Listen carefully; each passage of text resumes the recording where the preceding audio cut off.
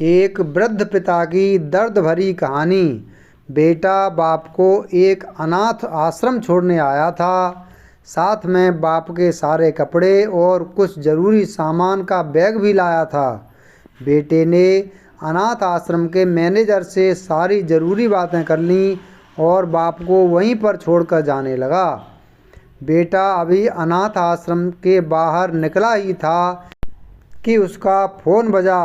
Phone उसकी पत्नी का था, जो दूसरी तरफ से पति को कह रही थी, वापस आने से पहले ससुर जी से कह देना कि किसी छुट्टी या त्योहार पर हमसे मिलने नहीं आएंगे तो भी चलेगा। आप वहीं पर खुशी से रहिए और हमें भी यहाँ सुख से जीने दीजिए।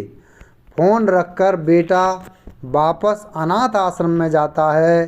बेटे की नज़र बूढ़े पिता पर पड़ती है, जो अनाथ आश्रम के मैनेजर से रो रो कर बातें कर रहे थे और काफ़ी दुखी भी लग रहे थे। बेटा सोच में पड़ जाता है कि उसका पिता अनाथ आश्रम के मैनेजर को कैसे जानता है। थोड़ी देर इंतज़ार करने के बाद जब उसका पिता मैनेजर से दूर जाता है, तब बेटा मैनेजर के पास पहुंच जाता है और उससे पूछता है कि आप मेरे पिताजी को कैसे और कब से जानते हैं। मैनेजर बेटे को बताता है कि मैं तुम्हारे पिता को कई सालों पहले तब से जानता हूँ, जब वह अनाथ आश्रम में एक अनाथ बच्चे को गोद लेने आए थे। दोस्तों, कुछ समझ में आया? अब आप ही बताइए, सच में अनाथ कौन था?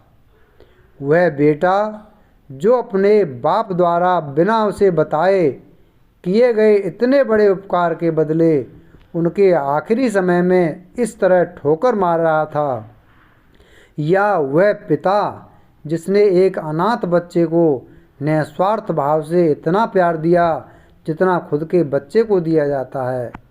दोस्तों, अपने माता पिता की कदर करना सीखो, क्योंकि आप नहीं जानते होंगे कि उन्होंने आपसे क्या क्या छुपा रखा है।